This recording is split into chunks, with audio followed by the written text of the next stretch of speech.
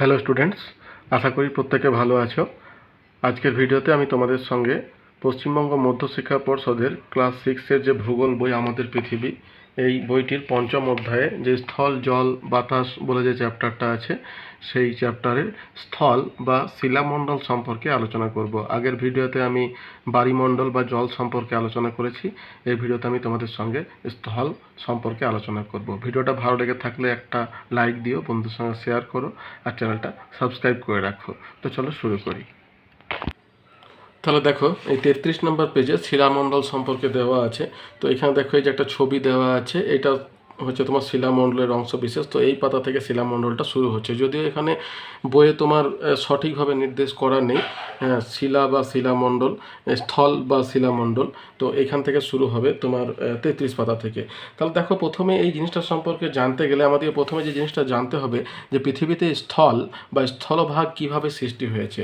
আমরা প্রত্যেকেই জানি যে আমাদের পৃথিবী বলে যে গ্রহ বা যে তোমার জ্যোতিষ্কটা আমাদের সৌরজগতে আছে, সেটা কি সূর্যের একটা বিচ্ছিন্ন অংশ। আর সূর্য কি? সূর্য হচ্ছে একটা জ্বলন্ত গ্যাসীয় অগ্নিপিণ্ড। তাহলে পৃথিবী যেহেতু সূর্যের বিচ্ছিন্ন অংশ, তাহলে কিন্তু পৃথিবীও এক সময় জ্বলন্ত গ্যাসীয় অগ্নিপিণ্ডই ছিল। এবার কি হয়েছে, ওটা আস্তে আস্তে শীতল হয়ে বর্তমান অবস্থায় এসে পৌঁছেছে এবং আমরা এই পৃথিবীতে এখন বসবাস করতে পারছি।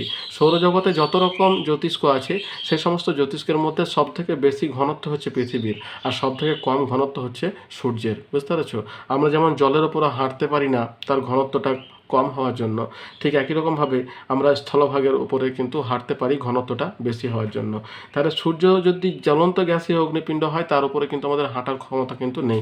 পৃথিবীর ঘনত্ব সব থেকে বেশি, যার জন্য পৃথিবীতে আমরা হাঁটাচলা করতে পারি, তোমার পরিবহন করতে পারি, আমরা চাষবাস করতে পারি, আমরা আমাদের প্রয়োজনীয় খাদ্য বস্ত্র বাসস্থান এগুলোর মানে সংস্থান আমরা করতে পারি। তাহলে এই যে স্থলভাগ, যেটা আমাদের বসবাসের পক্ষে সব থেকে বেশি গুরুত্বপূর্ণ, এই স্থলভাগ বা স্থল কীভাবে সৃষ্টি হয়েছে। তাহলে সৃষ্টির প্রাথমিক পর্যায়ে আজ থেকে প্রায় 460 কোটি বছর আগে পৃথিবী ছিল একটা জ্বলন্ত গ্যাসীয় পিণ্ড, অর্থাৎ সূর্যের মতো একটা পিণ্ড, যেহেতু সূর্যের বিচ্ছিন্ন অংশ। ক্রমে কোটি কোটি বছর ধরে তাপ বিকিরণ করে পৃথিবী ধীরে ধীরে ঠান্ডা হতে শুরু করে। প্রায় 380 কোটি বছর আগে যখন পৃথিবীর উত্তাপ বেশ কমে আসে, তখন পৃথিবীর বাইরের অংশ জমাট বেঁধে শক্ত হয়ে কঠিন ভূত্বক সৃষ্টি করে। ঠিক যেমন আমরা যদি ধরো দুধকে ঠান্ডা করতে দিই, তার উপরে সরের মতো একটা অংশ পড়ে যায়, সেই রকম একটা কঠিন ভূত্বক সৃষ্টি হয়। ঠান্ডা হওয়ার সময় এই ভূত্বক কুঁচকে যায়। তার দরকার, যদি একটা বেদানা ফলকে আমরা অনেকদিন ধরে রেখে দিই, শুকিয়ে গেলে কি হয়, তার উপরের অংশটা কুঁচকে যায়। ঠিক একই রকমভাবে ওই ভূত্বকের অংশটাও কিন্তু কুঁচকে গিয়ে এই যে পাহাড় পর্বতগুলো সৃষ্টি করেছে।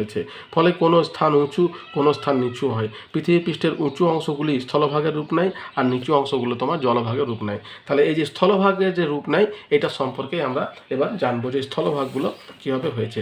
এবার দেখো, আমরা স্থলভাগ কীভাবে সৃষ্টি হয়েছে এগুলো আমরা জানতে পারলাম। এবার পৃথিবীর যে ভূ অভ্যন্তর ভাগ, সেই ভূ অভ্যন্তর ভাগটা কিন্তু এখনও শীতল হয়নি।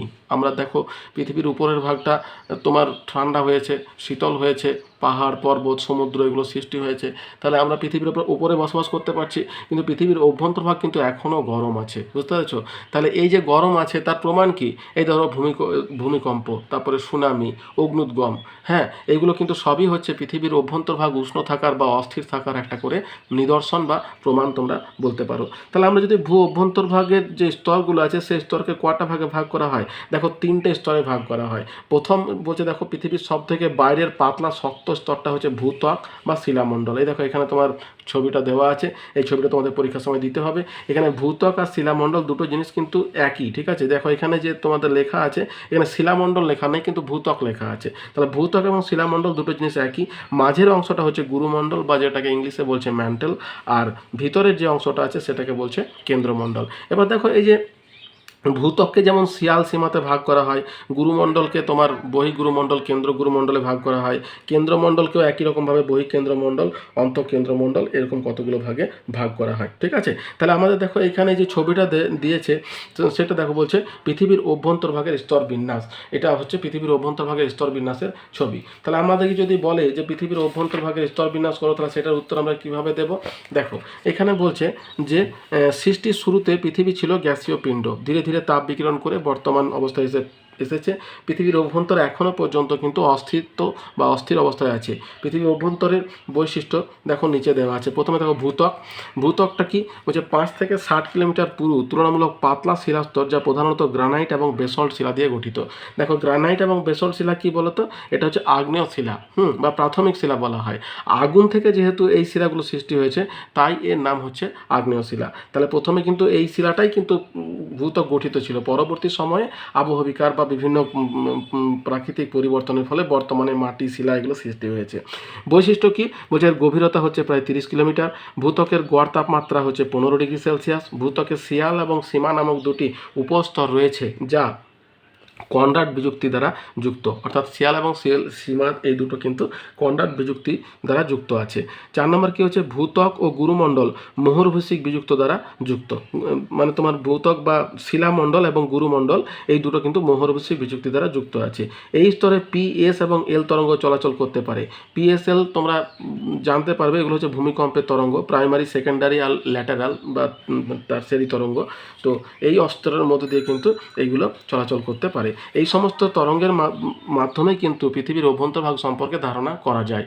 মানে কোনো মানুষই কিন্তু এই পৃথিবীর পুরো অংশটা কিন্তু যে কুঁড়ে বের করেছে তা কিন্তু নয়। এই তরঙ্গের দ্বারাই কিন্তু এগুলোকে অ্যাজাম্পশন করা গেছে। বুঝতে পারছো? এতদূর পর্যন্ত কিন্তু মানুষের পৌঁছানো সম্ভব হয়নি। এই সমস্ত অ্যাজাম্পশনের মাধ্যমে কিন্তু তারা এটা বুঝতে পেরেছে। তাহলে এই গেল তোমার ভূত্বক সম্পর্কে। এবারে গুরুমণ্ডল সম্পর্কে আমরা কি করে জানবো? তাহলে ভূত্বকের নিচের অংশটা হচ্ছে গুরুমণ্ডল। গুরুমণ্ডল কোনটাকে বলছে শিলামণ্ডলের নিচে বা ভূত্বকের নিচে প্রায় 2900 কিলোমিটার পুরু স্তর, যা লোহা, নিকেল, সিলিকন এবং ম্যাগনেসিয়াম দ্বারা গঠিত। তাহলে গুরুমণ্ডলে দেখো এই 4টে খনিজ কিন্তু আছে, লোহা, নিকেল, সিলিকন এবং ম্যাগনেসিয়াম। বৈশিষ্ট্য কি, এই স্তরে উষ্ণতা প্রায় 2000 থেকে 3000 ডিগ্রি সেলসিয়াস। 2 হচ্ছে গুরুমণ্ডল দুটি উপস্তরে বিভক্ত, একটা হচ্ছে বহির্গুরুমণ্ডল, অন্যটা হচ্ছে অন্তর্গুরুমণ্ডল, যা রেপটি বিযুক্তি দ্বারা যুক্ত। বুঝতে পেরেছ? আর ভূমিকম্পের পি এবং এস তরঙ্গ এই স্তরে চলাচল করতে পারে। তাহলে পি এবং এস এই দুটো তরঙ্গ চলাচল করতে পারে, এল তরঙ্গ কিন্তু এখানে চলাচল করতে পারে না, যেহেতু এখানে তোমার ওই তরল ভাগটা আছে, তরল ভাগটা নেই। তারপরে দেখো 4 নম্বর আছে তোমার ক্রোমিয়াম, লোহা, সিলিকন প্রভৃতি উপাদান এই গুরুমণ্ডল গঠিত। 3 নম্বর দেখো আছে কি কেন্দ্রমণ্ডল। কেন্দ্রমণ্ডল কোনটাকে বলছে, ভূত্বক নিচে প্রায় 3500 কিলোমিটার ব্যাসযুক্ত স্তর, যা প্রধানত লোহা এবং নিকেল দ্বারা গঠিত। তাহলে দেখো কেন্দ্রমণ্ডলটা লোহা এবং নিকেল দ্বারা গঠিত বলে এটা কঠিন স্তর, ভূত্বক কঠিন স্তর, গুরুমণ্ডলটা শুধুমাত্র তরল স্তর। তাহলে এই তরল স্তরের মধ্য দিয়ে কিন্তু যে এল তরঙ্গটা যেহেতু যাতায়াত করতে পারছে না, তাই বুঝতে পারা যাচ্ছে যে এটা তরল অবস্থাতে আছে। বুঝতে পারছো? এরকমভাবে তরঙ্গের মাধ্যমে বুঝতে পারা যায়। এবার কেন্দ্রমণ্ডলটা কি বলছে, যে কেন্দ্রমণ্ডল গুরুমণ্ডলের নিচে 35 কিলোমিটার ব্যাসযুক্ত, প্রধানত নিকেল এবং লোহা দ্বারা গঠিত।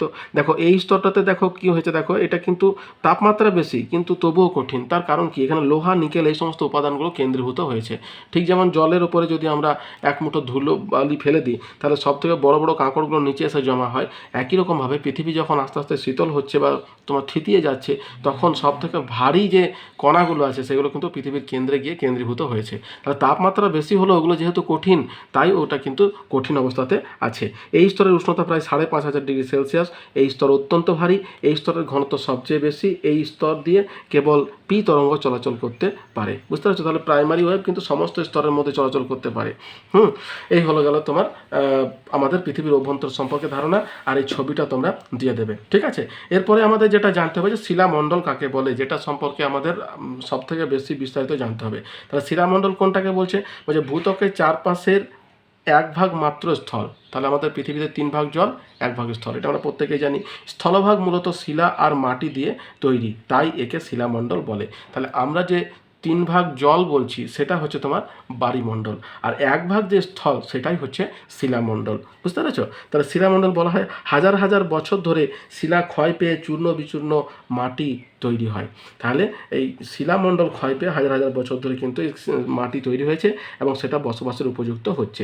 এবার দেখো শিলামণ্ডলের মধ্যে তাহলে কি সীমা পড়ছে না, যেখানে সমুদ্র অবস্থিত? অবশ্যই পড়ছে। অর্থাৎ সমুদ্রের তলদেশ যেটা আছে সেটাও কিন্তু শিলামণ্ডলের মধ্যেই অন্তর্গত। কিন্তু আমাদের কাছে শিলামণ্ডলের জগৎ বলতে কিন্তু এই ভূত্বকটা। বুঝতে পারছো? যার জন্য এই শিলামণ্ডল বলতে এই 1 ভাগ যে স্থলভাগ আছে সেটিকে এখানে বিশেষভাবে গুরুত্ব দেওয়া হয়েছে। এরপর আমাদেরকে যেটা জানতে হবে শিলামণ্ডলের গুরুত্ব কী। দেখো পৃথিবীতে শিলামণ্ডল আছে বলেই কিন্তু আমরা পৃথিবীতে বসবাস করতে পারছি বা পৃথিবী বসবাসের উপযুক্ত হয়েছে।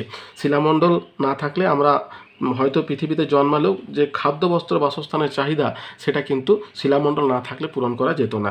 তাহলে দেখো প্রথমে কি বলছে গুরুত্বের মধ্যে, বলছে উদ্ভিদ প্রাণী মানুষ সবারই জীবন মৃত্যু স্থলভাগের উপর নির্ভরশীল। হ্যাঁ, মাটি থেকে পুষ্টি নিয়ে উদ্ভিদ খাদ্য তৈরি করে, আর প্রাণীরা উদ্ভিদের তৈরি খাদ্যের উপরে নির্ভর করে। তাহলে এই হচ্ছে তোমার শিলামণ্ডলের প্রথম গুরুত্ব, যে আমরা আমাদের প্রয়োজনীয় খাদ্যের সংস্থানটা কিন্তু শিলামণ্ডল থেকেই করে থাকি। 2 হচ্ছে শিলামণ্ডল থেকে আমরা বিভিন্ন দরকারি ধাতু খনিজ যেমন লোহা, তামা, সোনা, অ্যালুমিনিয়াম, চুনাপাথর, মার্বেল, জিপসাম ইত্যাদি পেয়ে থাকি। আমরা ধরো প্রত্যেকেই যার যেমন ইকোনমিক পাওয়ার সে সেরকম জিনিস ব্যবহার করছি, ঠিক আছে। কেউ সোনা ব্যবহার করছি, কেউ রূপো ব্যবহার করছি, কেউ বাড়ি তৈরি করতে গিয়ে মার্বেল ব্যবহার করছি। কিন্তু কোনো জিনিসটা কি আর মানুষ পৃথিবীর বাইরে থেকে নিয়ে আসছে? তা কিন্তু নিয়ে আসছে না, পৃথিবীর মধ্য থেকেই বা এই শিলামণ্ডল থেকেই সংগ্রহ করছে। বুঝতে পেরেছো? তাহলে এই হচ্ছে তোমার আমাদের শিলামণ্ডলের গুরুত্ব।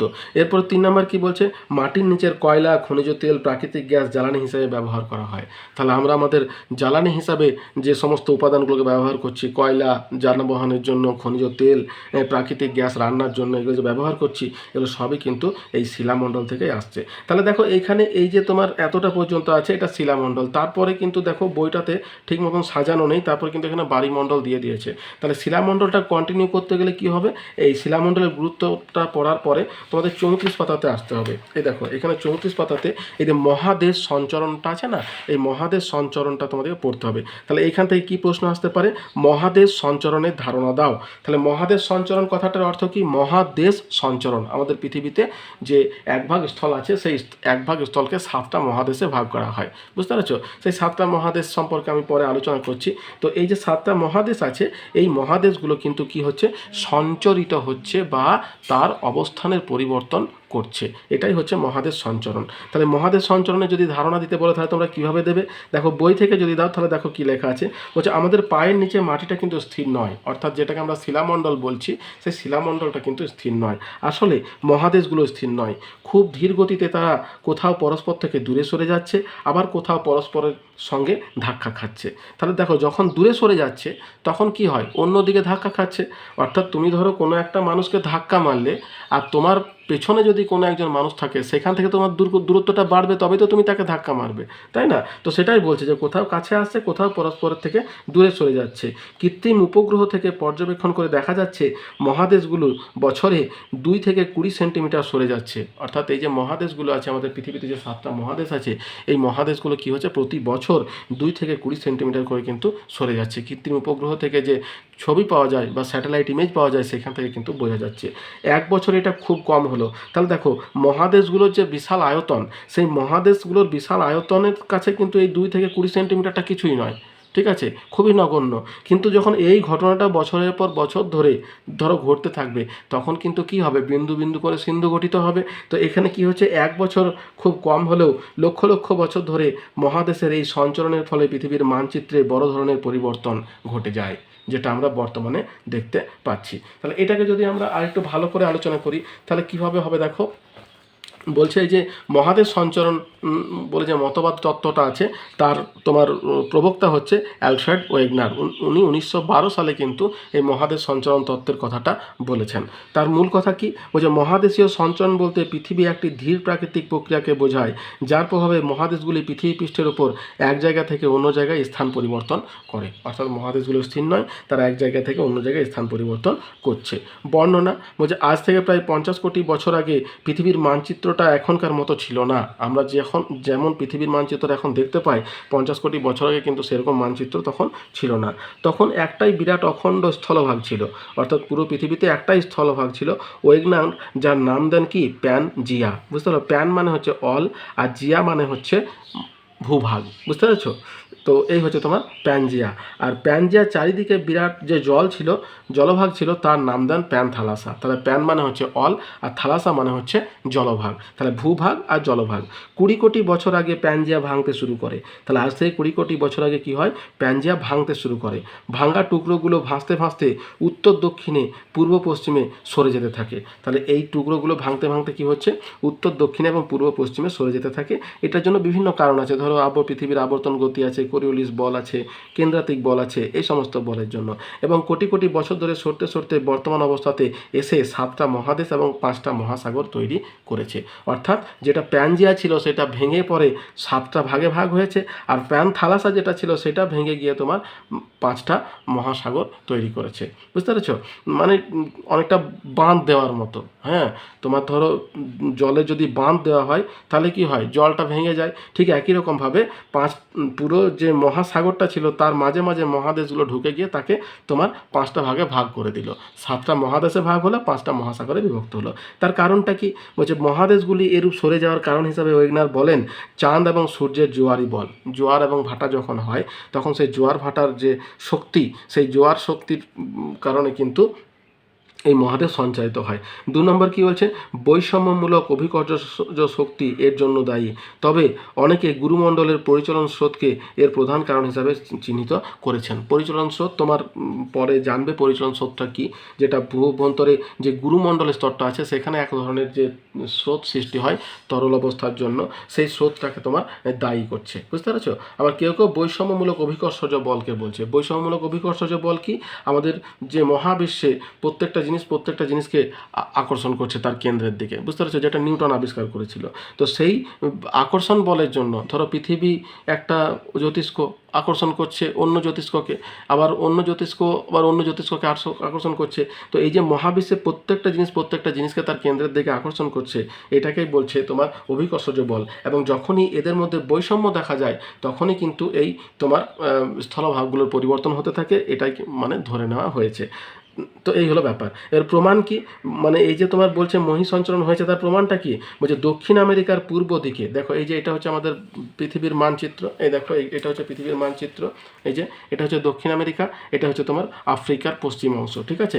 তো এই যে দেখো এই অংশটার মধ্যে ঢুকে যাবে। ঠিক আছে? বিস্কুটটা ভেঙে গেলে যেমন তারপরে আবার জোড়া লাগলে যেমন হয়, দেখো একদম পুরো ভাঙা বিস্কুটের মতো, এই দিকের অংশটা উঁচু আছে, এই দিকের অংশটা ঢুকে গেছে। তাহলে এই অংশটা এর মধ্যে ঢুকে যাবে, এই অংশটা এর মধ্যে ঢুকে যাবে, একদম পুরো মিল কিন্তু পাওয়া যাচ্ছে।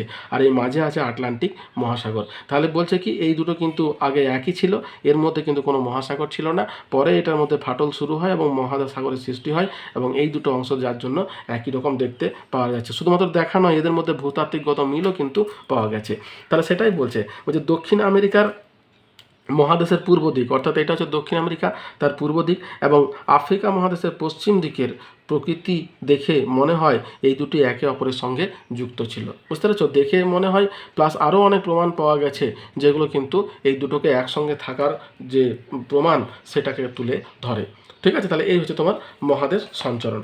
এরপরে দেখো যেটা আমাদের জানতে হবে যে প্যানজিয়া এবং প্যানথালাসা কি। পরের পাতাতে যদি আমরা চলে আসি, প্যানজিয়া এবং প্যানথালাসা কি। তাহলে প্যানজিয়া, প্যান মানে অল, আর জিয়া মানে হচ্ছে স্থল, আর প্যানথালাসার মধ্যে প্যান মানে হচ্ছে অল, আর থালাসা মানে হচ্ছে তোমার জল। এই হলো তোমার ব্যাপার। তো সেটা এখানে দেখো দেওয়া আছে যে প্রায় 22.5 কোটি বছর আগে পৃথিবীর মানচিত্রটা এখনকার মতো ছিল না।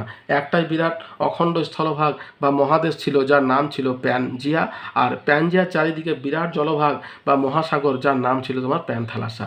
প্রায় 20 কোটি বছর আগে প্যানজিয়া ভাঙতে শুরু করে এবং ভাঙা টুকরোগুলো উত্তর দক্ষিণ পূর্ব পশ্চিমে সরে যেতে থাকে। পৃথিবীর ভিতরের প্রচণ্ড তাপে গুরুমণ্ডলের পরিচলন স্রোত সৃষ্টি হয়।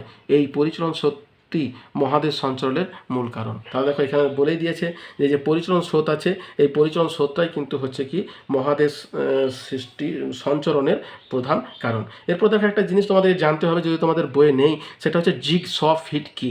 দেখো আমাদের মুখের যে দাঁত, চোয়ালে যে দাঁতগুলো আছে না, সেই দাঁতগুলো কি হয় বলতো, একটা অপরের সঙ্গে খাপে খাপে লেগে যায়। তো ওই কথাটাকে এই মহাদেশের সঙ্গে তুলনা করে এখানে জিগ মানে হচ্ছে ফিট হওয়া, আর স মানে হচ্ছে মুখের চোয়াল, আর ফিট হওয়া মানে ফিট হওয়া। তাহলে এটাকে জিগস ফিট বলছে।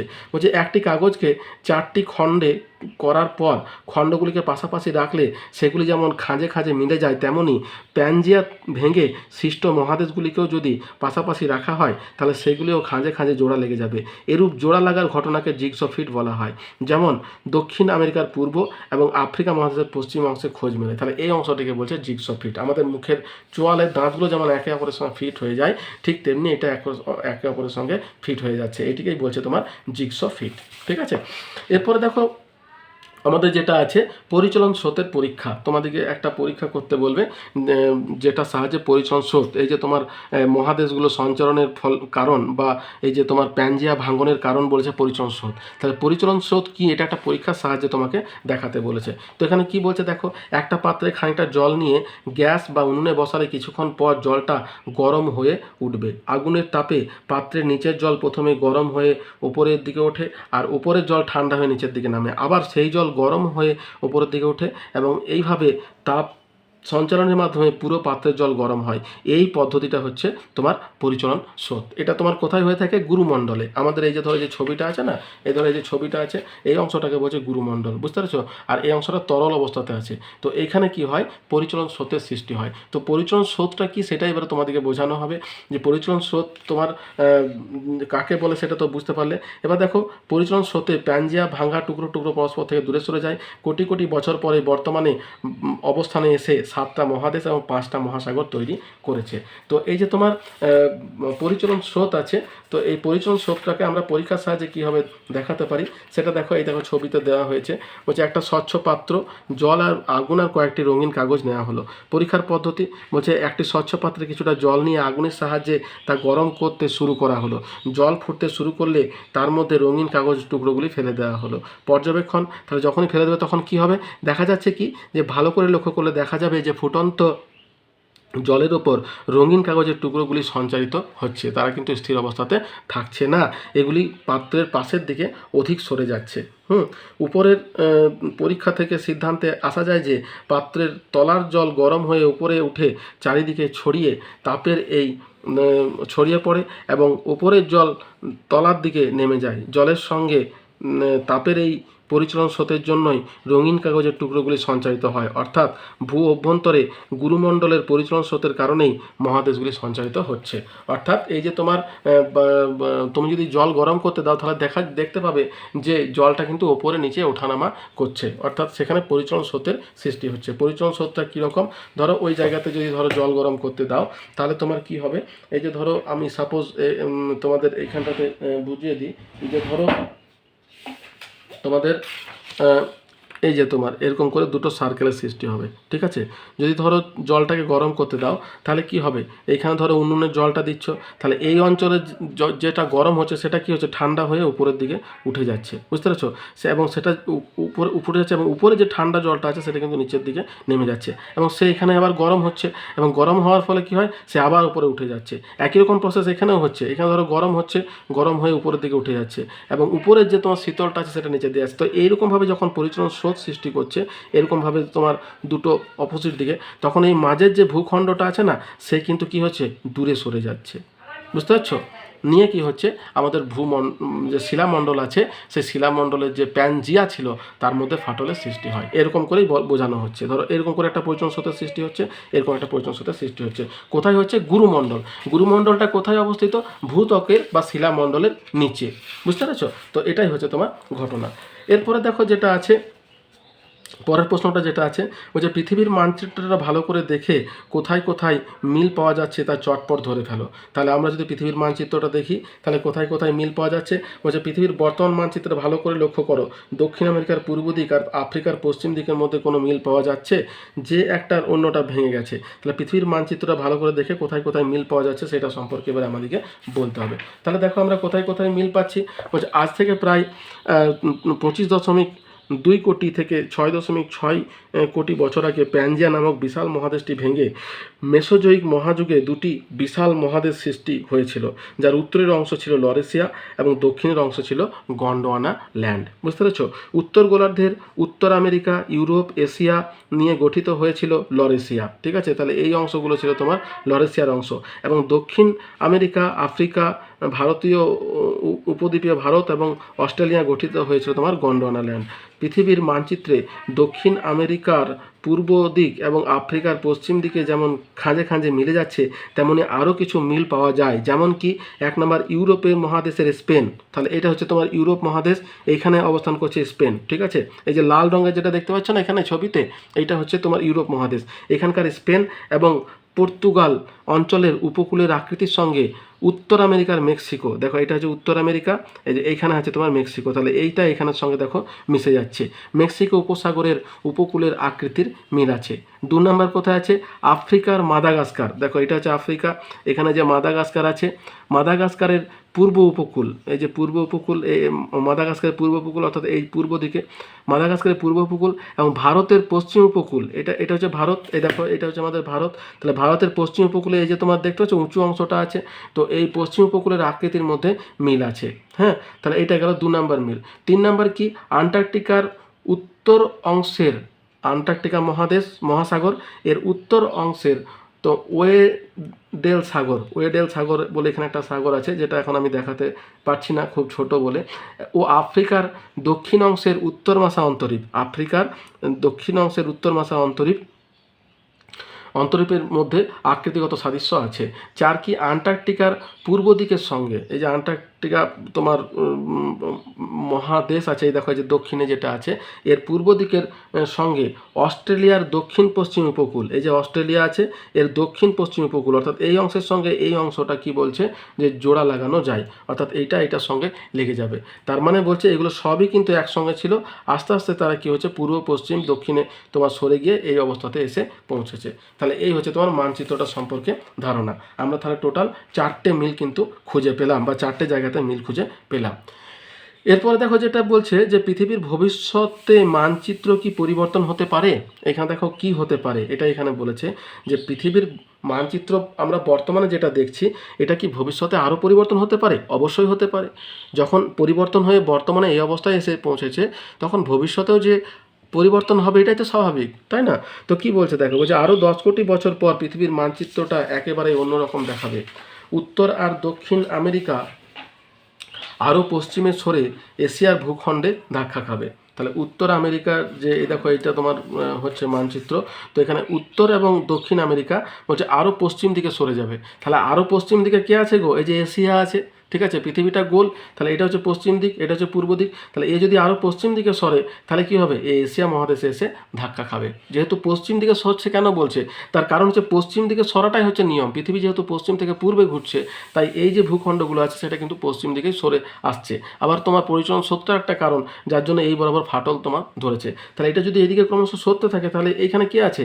এই পিছন দিকে কে আছে? পিছন দিকে আছে এশিয়া, অস্ট্রেলিয়া, এই সমস্ত তোমার দেশ বা মহাদেশগুলো। তাহলে এইখানে এসে তোমার ধাক্কা লাগবে, সেটাই বলছে ধাক্কা খাবে।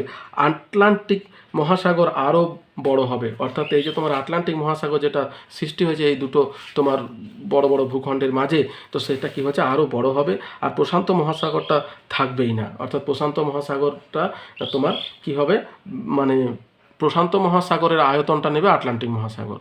মুদ্রা কথা হচ্ছে এটাই, প্রশান্ত মহাসাগর সব থেকে বড় মহাসাগর, কিন্তু আটলান্টিক মহাসাগরটা সব থেকে বড় মহাসাগর হয়ে যাবে, এটাই বলছে। হ্যাঁ, আফ্রিকার পূর্ব দিকটা আরও উত্তর পূর্বে সরে গিয়ে জুড়ে যাবে ভারতের সঙ্গে। তাহলে আফ্রিকার পূর্ব দিকটা, এই যে তোমার আফ্রিকাটা আছে, এটা পূর্ব দিকে আরও সরে গিয়ে ভারতের সঙ্গে জুড়ে যাবে, এটাই তোমার এখানে বলা হয়েছে।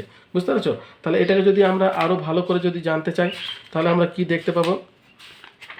দেখো এখানে বলছে যে মহিসঞ্চরণ মতবাদ অনুযায়ী আমাদের পৃথিবীর মহাদেশগুলি এখনও সঞ্চারিত অবস্থায় রয়েছে।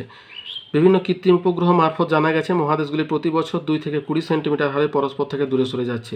এই হিসাব অনুযায়ী অদূর ভবিষ্যতে পৃথিবীর মানচিত্রে মহাদেশগুলির বেশ বড় রকমের পরিবর্তন হতে পারে।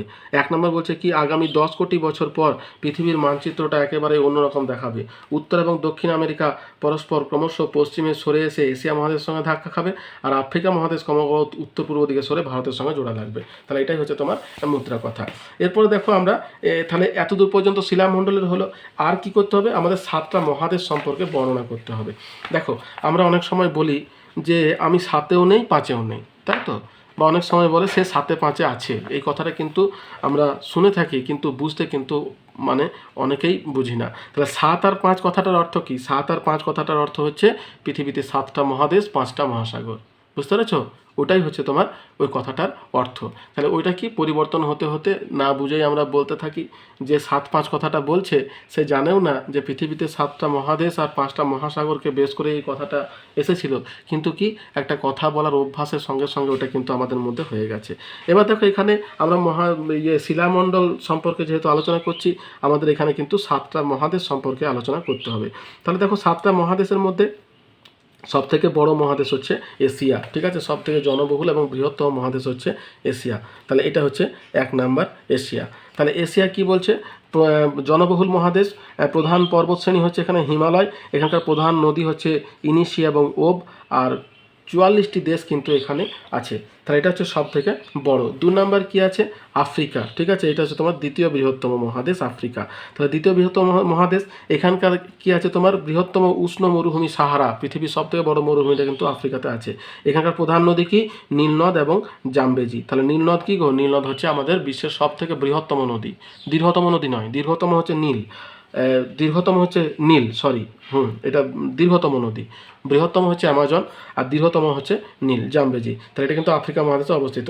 প্রধান পর্বতশ্রেণী হচ্ছে আটলাস, এখানে কিন্তু 54টা দেশ আছে। দেখো এশিয়া মহাদেশে আছে তোমার 44টি, যেটা পৃথিবীর সব থেকে বড় মহাদেশ, কিন্তু আফ্রিকার দ্বিতীয় স্থানে থাকলেও তার দেশের সংখ্যাটা বেশি। কটা বেশি? 10টা। ওটা 44, এটা 54, ঠিক আছে? এরপর দেখো তৃতীয় স্থানে কি আছে? তৃতীয় স্থানে আছে তোমার উত্তর আমেরিকা। তাহলে উত্তর আমেরিকা তৃতীয় বৃহত্তম মহাদেশ। হ্যাঁ, প্রধান পর্বতশ্রেণী রকি, প্রধান নদী হচ্ছে এখানে মিসিসিপি, মিসৌরি এবং কলোরাডো। এখানে কটা দেশ আছে? 23টি দেশ আছে, বুঝতে পেরেছো? এবার চতুর্থ স্থানে কি আছে? দক্ষিণ আমেরিকা, বুঝতে পেরেছো? তাহলে চতুর্থ বৃহত্তম মহাদেশ হচ্ছে দক্ষিণ আমেরিকা। প্রধান নদী হচ্ছে অ্যামাজন, যেটা বিশ্বের সব থেকে বৃহত্তম নদী, এবং লাপ্লাটা। শুষ্কতম শীতল মরুভূমি প্যাটাগোনিয়া এখানে বর্তমান। প্রধান পর্বতশ্রেণী হচ্ছে আন্দিজ, এখানে টোটাল 13টি দেশ আছে, ঠিক আছে? এবার 5 নাম্বার স্থানে কি আছে তোমার? 5 নম্বর স্থানে আছে তোমার আমাদের আন্টার্কটিকা, যেখানে কোনো মানুষ বসবাস করে না, কিন্তু গবেষণার কাজে এটা ব্যবহার করা হয়। দক্ষিণ মেরুকে ঘিরে আছে 5ম বৃহত্তম মহাদেশ। 6 নম্বর স্থানে কি আছে? ইউরোপ, সব থেকে উন্নত মহাদেশ, ঠিক আছে? ইউরোপ হচ্ছে 6ষ্ঠ বৃহত্তম মহাদেশ। ইউরোপ এবং এশিয়া দুটো মহাদেশকে একত্রে ইউরেশিয়া বলে, ঠিক আছে? প্রধান পর্বতশ্রেণী, দেখো ইউরোপ এবং এশিয়া দুটো মহাদেশকে একসঙ্গে ইউরেশিয়া বলে, এবং এশিয়া মহাদেশটা যেটা আছে না, আমাদের যে এশিয়া দেশটা আছে, সরি, এই রাশিয়া বলে যে দেশটা আছে, রাশিয়া বলে যে দেশটা আছে, তার পশ্চিম অংশটা আছে ইউরোপের মধ্যে আর পূর্ব অংশটা আছে এশিয়ার মধ্যে, বুঝতে পেরেছো? তো এই জন্যই এই ইউরেশিয়া কথাটা কিন্তু এখানে আছে। প্রধান পর্বত শ্রেণী হচ্ছে আল্পস, আর প্রধান নদী হচ্ছে ভলগা, দানিউব ইত্যাদি। এখানে টোটাল 45টি দেশ আছে। এরপর সব থেকে ছোট মহাদেশ যেটা ওসিয়ানিয়া, ওসিয়ানিয়া মহাদেশের আরেকটা নাম হচ্ছে তোমার অস্ট্রেলিয়া, বুঝতে পেরেছো? তো এই ক্ষুদ্রতম মহাদেশ, দক্ষিণ গোলার্ধের চারিদিকে সমুদ্র বেষ্টিত। অস্ট্রেলিয়া, নিউজিল্যান্ড এবং অনেকগুলি দ্বীপপুঞ্জ নিয়ে গঠিত। এটাকে দ্বীপময় মহাদেশও বলা হয়, ঠিক আছে? ওসিয়ানিয়া মহাদেশকে অস্ট্রেলিয়া বা দ্বীপময় মহাদেশও কিন্তু বলা হয়। প্রধান পর্বতশ্রেণী হচ্ছে গ্রেট ডিভাইডিং রেঞ্জ, প্রধান নদী হচ্ছে মারে, ডার্লিং, ওয়াইকাটো ইত্যাদি, ঠিক আছে? তাহলে এই হলো তোমার আমাদের শিলামণ্ডল সম্পর্কে আলোচনা। আমি তোমাদের যতটা পারলাম শিলামণ্ডল সম্পর্কে বোঝানোর চেষ্টা করলাম। তাহলে এই চ্যাপ্টারে তোমাদের স্থল, জল, তাহলে স্থল সম্পর্কে এই চ্যাপ্টারে আলোচনা করলাম, আর বাতাস সম্পর্কে আগের ভিডিওতে আলোচনা করেছি। পরের ভিডিওতে আমি তোমাদের সঙ্গে জল বা বায়ুমণ্ডল সম্পর্কে আলোচনা করব। ভিডিওটা ভালো লেগে থাকলে একটা লাইক দিও, বন্ধুদের সঙ্গে শেয়ার করো, আর চ্যানেলটা সাবস্ক্রাইব করে রাখো। দেখা হচ্ছে পরের ভিডিওতে। ধন্যবাদ।